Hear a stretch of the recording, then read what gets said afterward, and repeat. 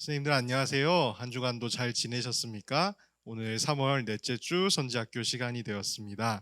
오늘 본문은 예수님께서 여리고에서 소경이자 거지인 바디메오를 치유하신 사건입니다. 그리고 이 사건은 오늘 본문인 마가복음 10장 46절에서 52절뿐만 아니라 마태복음 20장 29절에서 34절과 누가복음 18장 35절에서 43절에서도 동일하게 이 사건을 다루고 있습니다.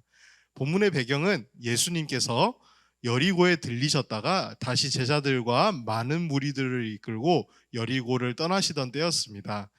그런데 디메오라는 자의 아들인 소경이자 거지인 바디메오가 길가에 앉아 있다가 나사렛 예수라는 분이 지나가신다는 이야기를 듣게 되었습니다.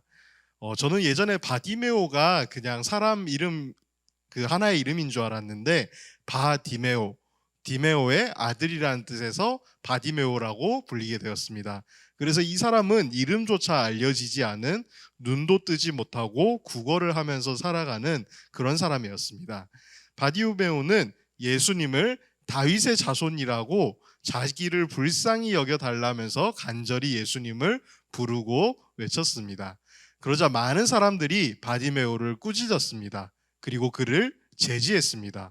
왜 바디메오를 꾸짖었을까요?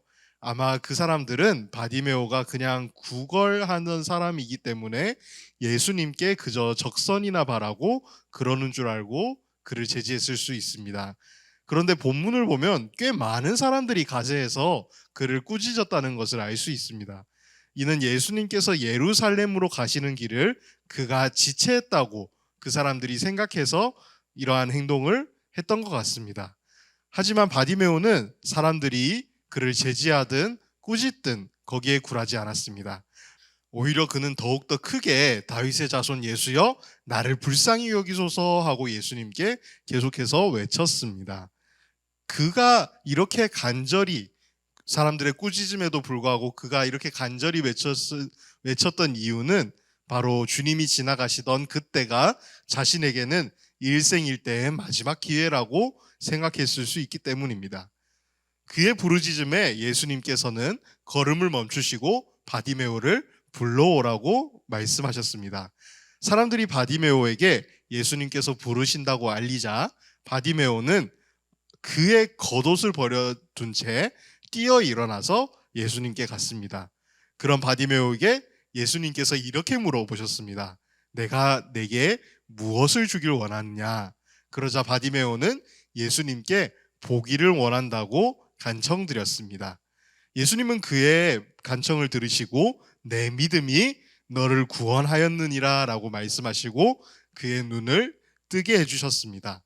바디메오는 눈을 뜨고 예수님을 찬양하고 예수님을 따라가는 것으로 오늘 본문은 마무리됩니다. 지난주 말씀이었던 귀 먹고 말 더듬는 자를 고치신 일처럼 단순히 병든 자를 고친 것을 넘어서 이미 시작된 하나님 나라를 보이시고 하나님의 아들이신 예수님이 누구신지 알 수 있는 사건입니다. 예수님의 이러한 사역들은 지난주에 살펴본 것처럼 구약의 이사야 말씀에 이미 예언되어 있습니다. 이사야 35장을 보면 심판의 때에 믿는 자들에게 펼쳐질 일들이 기록되어 있는데 맹인이 눈이 밝고 못 듣는 사람의 귀가 열리고 저는 자가 사슴처럼 뛰고 말 못하는 자의 혀가 노래할 것이라고 이사야 말씀에 나와 있습니다. 예수님은 이 사건을 통해서 하나님 나라를 보이셨습니다. 예수님은 바디메오를 고치시기 전 죽음과 부활을 세 번째로 말씀하셨습니다. 그리고 바디메오의 눈을 뜨게 하시고 고난을 받으시기 위해 예루살렘으로 들어가셨습니다. 하나님 나라는 이러한 회복에서부터 시작된다는 것을 예수님께서 보여주셨고 선포하셨습니다. 그리고 하나님 나라의 왕으로 등극하시는 십자가의 사역을 하기 위해서 예루살렘으로 들어가셨습니다. 회복과 선포라는 이러한 패턴이 지난주처럼 오늘 본문에도 등장하는 것을 우리는 알 수 있습니다. 오늘 본문을 통해서 우리가 두 가지 포인트를 함께 나누고 또 주목하기를 원합니다. 첫 번째로는 주님의 응답을 받은 바디메오의 믿음입니다. 본문 6절에서 48절을 보면 바디메오는 주님께 간절히 치유를 호소했습니다. 길가에 앉아서 보지도 못하고 구걸을 하던 그의 귀에 예수님께서 지나가신다는 이야기가 들렸습니다. 아마 그도 예수님께서 어떤 분이신지, 어떤 일을 행하시는 분인지 익히 들었을 것입니다. 그래서 사람들이 그를 제지하고 그를 막더라도 필사적으로 예수님을 불렀습니다. 그런 그에게 예수님께서 그를 부르시는 기회가 주어졌습니다. 그리고 50절을 보면 주님의 부르심에 대한 소경 바디메오의 반응이 기록되어 있습니다.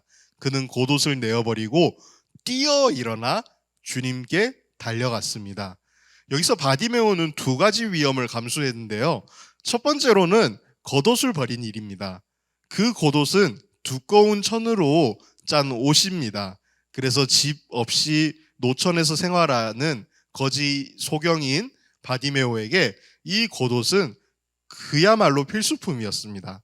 그래서 이 겉옷이 없으면 기온이 떨어지는 밤에는 자칫 위험할 수도 있는 그러한 상황에 처할 수도 있었습니다.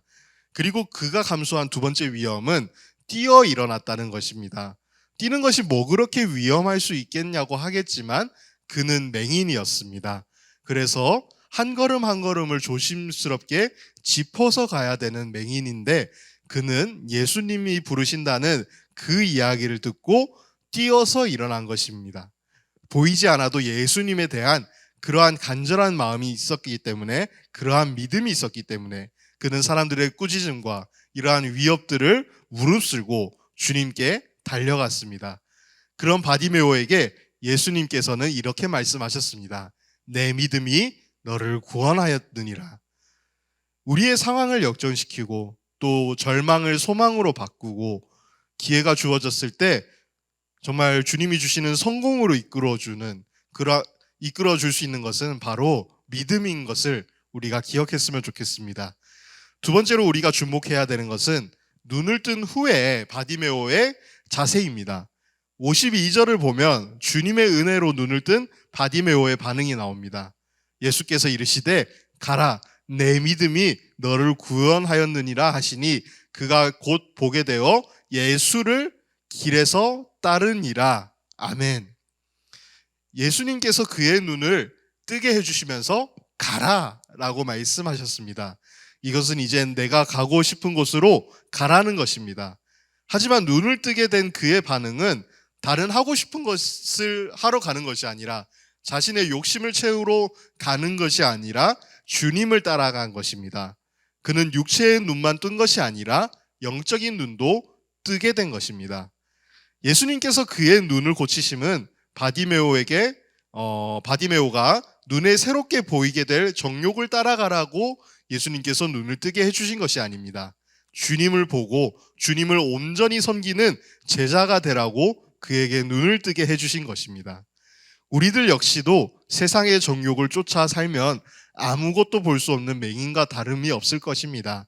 하지만 주님께서 뜨게 해주신 신앙의 눈으로 천국을 소망하고 예수님을 따르는 삶을 산다면 그것이야말로 눈뜬 자의 삶이라는 것을 우리가 기억했으면 좋겠습니다.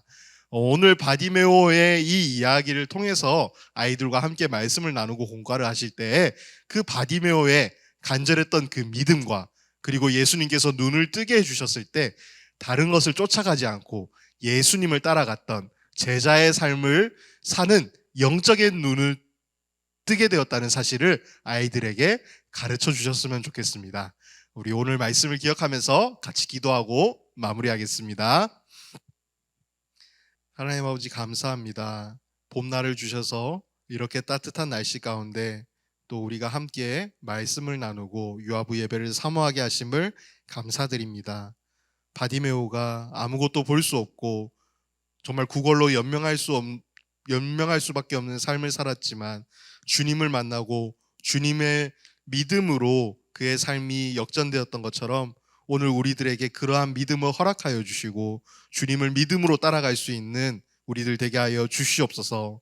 우리가 육체의 정욕을 바라보는 그러한 눈을 가지는 것이 아니라 주님을 바라보고 주님을 온전히 따라가는 믿음의 눈을 가질 수 있는 저희 유아부의 모든 가족들 될 수 있도록 주여 도와주시옵소서.